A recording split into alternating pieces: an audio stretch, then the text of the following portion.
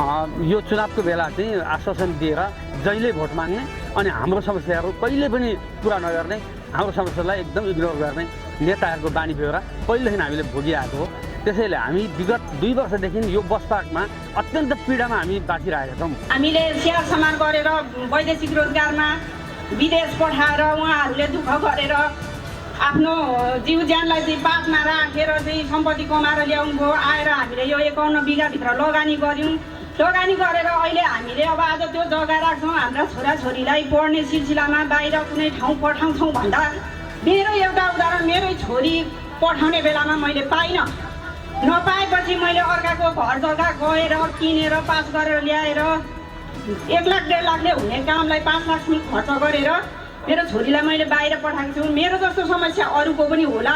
जनऔषधि उपचार गर्ने पैसा नभएर ब्याङ्किङ कारोबार ठप्प पराएर तपाईँहरू चाहिँ यहाँ राजनीतिको रोटी सेक्नलाई फेरि यस बस पार्क 51 बिघा क्षेत्रभित्र आउनुहुन्छ भने खबरदार 51वासी जनताहरू, तपाईँहरूले हातमा हात साथमा साथ र आफूसँग जे छ लट्ठै मुम्रा लिएर यी फेरि पनि यी भ्रष्टहरूलाई यहाँ आउनु पाउनु हुँदैन र उहाँलाई प्रवेश निषेध गर्नुपर्छ तपाईँ हामीले, किनभने हाम्रो रोजी रोटी सारा सम्पत्ति यिनीहरूले निकम्म बनाएको छन्। नमस्ते अनि हार्दिक स्वागत अभिवादन गर्छु। म भरत प्रसाई। आज म यो बिर्तामोडको बस पार्कमा रहेको छु।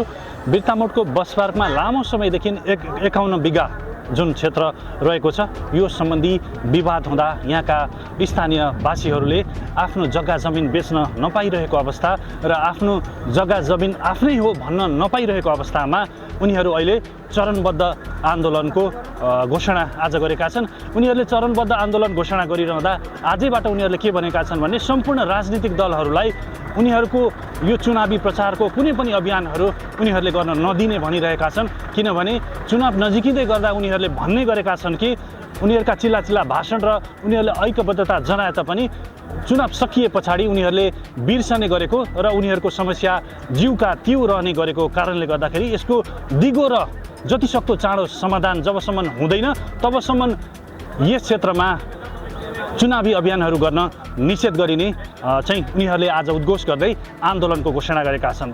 यसै सन्दर्भमा तयार पारिएको अब यो रिपोर्ट। हातमा लाल पूर्जा छ, घर आँगन आफ्नै नाममा छ, राज्यलाई नियमित कर तिरेको प्रमाण पनि छ, तर जब जीवनले बाध्य पारेर जमिन बेच्नुपर्ने अवस्था आउँछ त्यही राज्यले माथिको आदेश भन्दै रोक लगाइदिन्छ। यही पीडाको भारी बोकेर बिर्तामोड अर्जुनधारा बस पार्क क्षेत्रका 10,000 भन्दा बढी नागरिकहरू आज आन्दोलनमा उत्रिएका छन्। वर्षौं विदेशको 45 डिग्री घाममा पसिना बगाएर एक इटा जोड्दै बनाएको सपनाको घर आज आफ्नै भएर पनि उपयोग गर्न नपाउँदा उनीहरू आफूहरूलाई सुकुम्बासी जस्तै महसुस गर्न बाध्य भएका छन्। बिर्तामोड अर्जुनधारा नगरपालिकाको भूगोलमा पर्ने 51 बिघा जग्गा किनबेच गर्न पाउनुपर्छ भन्ने माग सहित बस पार्क समन्वय समिति बिर्तामोड अर्जुनधारा झापाले आन्दोलनको घोषणा गर्दै समस्याको समाधान नभएसम्म आफ्नो क्षेत्रलाई निर्वाचन गतिविधि निषेधित क्षेत्र घोषणा गरेको छ।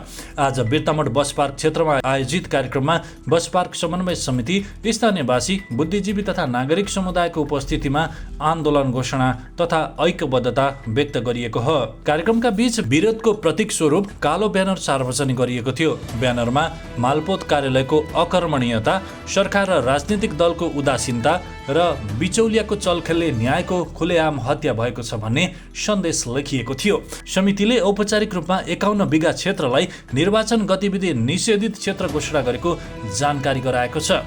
बस पार्क समन्वय समितिका कार्यालय सचिव सुदीप राज दङ्गालका अनुसार उक्त 51 बिघा क्षेत्रमा 1153 किता जग्गा रहेका छन्। निर्णायक आन्दोलन उत्रँदैछौँ अब हामी न्याय होइन भने आन्दोलनको आँधी फेरि झापा जिल्लाबाट नेपाललाई नै ढाक्ने गरेको आँधी फेरि जाँदैछ, अब चल्दैछ। 51 बिघा हाम्रो हो, रोक अवैधानिक हो।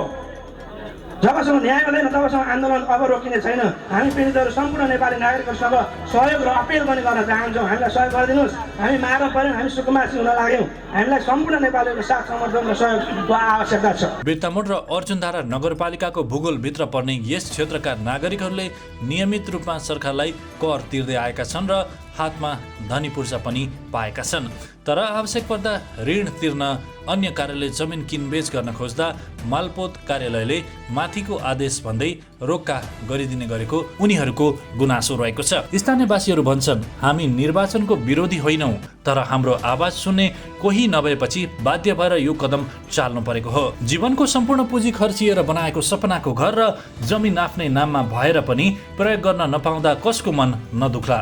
यही पीडाले आज हजारौं नागरिकलाई सडकमा ल्याएको छ। उनीहरूको आरोप छ, धेरै सरकार परिवर्तन भए, धेरै राजनीतिक दल आए, तर सबैले समस्या समाधानको सट्टा आश्वासन मात्र बाँडे। यो विषयलाई सधैँ चुनावी अस्त्रका रूपमा प्रयोग गरियो, समाधान कहिले खोजिएन। कार्यक्रममा बस पार्क समन्वय समितिका संयोजक सुजन शिवाकोटीले नागरिकहरूको धैर्यतालाई कमजोरी नठान्न आग्रह गर्नुभयो। उहाँले सर्वोच्च अदालतबाट फैसला भइसकेको संवैधानिक अधिकार र न्यायको माग गर्दै पटक पटक राज्यका सबै संयन्त्रमा हारगुहार गर्दा पनि सुनवाई नभएपछि आन्दोलन घोषणा गर्न बाध्य हुनु परेको बताउनु भएको छ।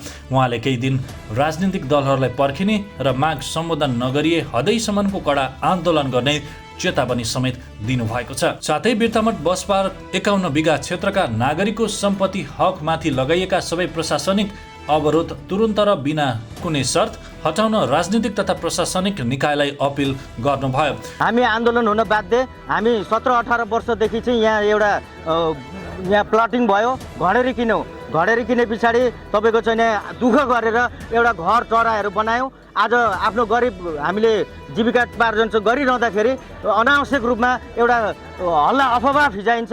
त्यो अफवाह के हो भने हामीले किनेको घर घडेरी चाहिँ किनबेच गर्न पाइँदैन भन्ने जुन अफवाह फैलिएको छ, त्यो अफवाह होइन कि भनेर हामीले बुझ्न आधिकारिक ठाउँमा गयौँ। हामी त वास्तवमै चाहिँ अन्यायमा परेको हामीलाई अनुभूति भयो। त्यसको साक्षात् परामर्श झापा मालपोत कार्यालयका हाकिम जति बेला तत्कालीन हाम्रो भण्डारीजी हुनुहुन्थ्यो, उहाँले चाहिँ हामीलाई चाहिँ एउटा कर्मचारीको दादागिरी भन्न हामी रुचाउँछौँ। किनकि कुनै पनि परिपत्र आएको छैन। उहाँले चाहिँ हामीलाई अन्यलमा पारियो। इभन सूचनाको हक अधिकार पाउने हाम्रो नागरिकको नैसर्गिक अधिकार हुँदाहुँदै पनि हामीले अहिलेसम्म हामीलाई यहाँ रोक लगाएको भनेको कहीँबाट सरकारी तहबाट पत्र आएको थाहा छैन। र किन यसो गरियो भनेर हामीले बारम्बार चाहिँ पहल गरिरहँदाखेरि 4-5 हाकिम फेरि रहँदाखेरि पनि हाम्रो चाहिँ घर बिक्री, घर जग्गा बिक्री वितरण, ब्याङ्किङ कारोबार लगायतका जुन हाम्रा दैनिक उपभोग्य क्रियाकलापहरूमा जो नागरिकहरूले आफ्नो जीविका चलाउने क्रममा गर्ने एक्टिभिटिजहरूमै रोक बन्देज लगाइएको छ। त्यसमा हामीले स्थानीय तहदेखि लिएर राज्यका ठुल्ठुला संयन्त्र, सरकारको प्रधानमन्त्री कार्यालय, तपाईँको चाहिँ सभामुख कार्यालय, भूमि सुधार मन्त्रालय, गृहमन्त्री कार्यालय लगायत देशका शीर्ष नेताहरू भरका सम्पूर्ण व्यक्तित्वहरूमा, महानुभावहरूमा, माननीय ज्यूहरूमा पनि हामी पुगिरहँदाखेरि पनि हामीलाई एकले अर्कोलाई ए हो र फलानुले पो यो गर्नु पर्थ्यो भन्ने, अर्कोले पो गर्नुपर्ने, ए हुन्छ यो तपाईँहरूको चाहिँ राइट इस्यु हो, हजुरहरूलाई हामी चाहिँ तत्कालै यो हप्ता 10 दिनमै फुक्का गराउने वातावरण बनाउँछौँ भन्ने। अनि त्यसै गर्दै जाँदा एकले अर्कोलाई दोषारोपण, जस्तो कि न्यायालयमा पनि गयौँ हामी, न्यायवक्ता कार्यालयमा पनि पुग्यौँ हामी। त्यति बेला उहाँले सरकारलाई दोष देखाउनुहुन्छ, सरकारले न्यायालयमा दोष देखाउने, अनि कसैले तपाईँको चाहिँ नि यता मालपोत कार्यालयको झापाकै गल्ती, कर्मचारीकै गल्ती हो, उसले काम गर्दा हुन्थ्यो त कसले रोकेको छ भन्ने यस्ता चाहिँ हामीलाई मुसो खेलाए जस्तो खेलाइरहेको अवस्था करिब 2 वर्षदेखि हामी गुज्रिरहँदाखेरि अहिले तपाईँको यो सरकारको, यो नागरिकहरूको सरकार यानि कि जेनजीकै सरकार हुँदाको पनि हामीले धेरै चाहिँ प्रयासहरू गऱ्यौँ, लजिकल्ली प्रयासहरू गऱ्यौँ। हामी कुनै उच्छृङ्खल हिसाबले पनि गएनौँ। यद्यपि हामी पीडामा छौँ। हामीलाई चाहिँ घाँस बाँसको टुङ्गो नभएर पनि बाध्यतावश हामीलाई एउटा समिति गठन गराइएको छ। यो समिति गठन हामीले रहरले गरेको होइन, आज कहरले गर्दाखेरि हामी चारैतिर रहबासी गर्दै हिँड्नु परेको छ। मानव चामल लिएर हुन्छ कि चट्टी गुन्द्री लिएर हुन्छ, हामी अब चाहिँ यो मालपोत कार्यालयमा हामी चाहिँ धर्ना गर्न बाध्य भएका छौँ। र चुनाव आइरहेको छ, हामीलाई राम्ररी थाहा छ हामीले कुनै चुनाव बहिष्कार गरौँ भन्ने हाम्रो कुनै उद्देश्य होइन। एटलिस्ट यो 51 बिघा टेरिटोरी छ, यो क्षेत्रमा कुनै पनि राजनीतिक दलका चुनावी गतिविधि बिल्कुलै निषेधित होस् भन्नलाई हामीले 10-12 ब्यानरहरू अहिले हजुरहरूले देख्नुहुनेछ। हामीले काला ब्यानरहरू निषेधित चुनाव गतिविधिहरू निषेधित क्षेत्र भनेर हाम्रो यो 51 बिघा टेरिटोरी भरि नै हामी बृहत रूपमा चाहिँ अहिले ब्यानरहरू हामी ओपनिङ गर्नेछौँ। र यसको निमित्त हामीले जे गर्न पनि हामी तयार छौँ। यहाँका चाहिँ 1153 घर किताबालदेखि लिएर 700 घर टहरा धुरीका व्यक्तित्वहरू हामी साथमा सँगै छौँ। यसलाई हामीले हाम्रो निकासको लागि एकमात्र विकल्प भनेको अब पनि नबोल्ने कहिले बोल्ने र म नबोल्ने को बोल्ने भनेर यहाँ घर घरबाट सबैजना जुट्नु भएको छ। एउटा बच्चालाई पनि जबसम्म रुँदैन आमाले दुध खुवाउनलाई बिर्सिनुहुन्छ भन्ने एउटा लोकप्रिय एउटा कथन पनि यहाँहरूलाई अवगत गर्न चाहन्छौँ। त्यसैले हामी भोका तिर्खाएका दुधका भोगी बच्चाहरू हौँ, पीडित व्यक्तिहरू हौँ, जसलाई एउटा वास्तविक आमाको खाँचो छ, वास्तविक अभिभावकको खाँचो छ।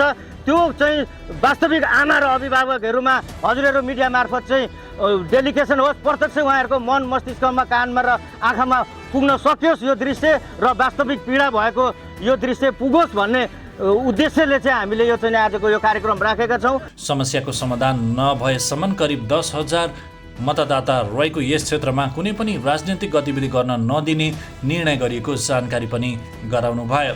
बसपार्क समन्वय समितिका सहसचिव शिवराज पौडेलले गिरिबन्धु टी स्टेटसँग जोडेर 51 बिघा जग्गालाई एउटा कोष्टकमा राखी सरकार र मालपोत कार्यालयले 10,000 स्थानीयवासीको जग्गा रोक्का गर्नु न्यायपूर्ण र न्यायसङ्गत नभएको प्रतिक्रिया दिनुभयो। उहाँले पटक पटक भएका छलफल र राजनीतिक दलहरूको प्रतिबद्धतापछि पनि जनताको समस्या जस्ताको त्यस्तै रहेकाले अन्तिम विकल्पका रूपमा चरणबद्ध आन्दोलनमा उत्रनु परेको बताउनुभयो।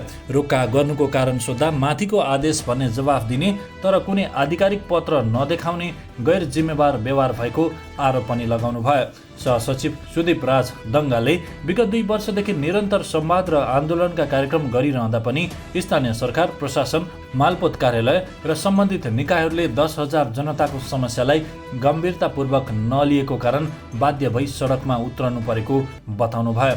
उहाँले चुनावको समयमा जिल्ला जिल्ला घुमेर आश्वासन दिने र पछि त्यही जनताको समस्यामा राजनीति गर्ने पुरानो संस्कार अब सफल नहुने स्पष्ट सन्देश दिनुभयो। कोही भारत र पाकिस्तानको सीमामा राइफल बोकेर, कोही मकै बेचेर, कोही विदेशमा दुःखका साथ पसिना बगाएर जोडेको घर जग्गा आवश्यक पर्दा प्रयोग गर्न नपाउनु जतिको पीडा के हुन्छ भन्दै उहाँ भावुक बन्नुभयो। 20 वर्षसम्म जग्गा किनबेच गर्न दिने अहिले आएर सुकुम्बासी चाहिँ व्यवहार गर्दै रोक्का गर्नु कहाँसम्मको न्याय हो भन्ने उहाँले प्रश्न गर्नुभयो। कार्यक्रममा बसपार्क समन्वय समितिका कार्यालय सचिव सुदीप राज दङ्गाले उपस्थित स्थानीयवासीहरूलाई स्वागत गर्दै खुल्ला पत्र वाचन समेत गर्नुभएको थियो।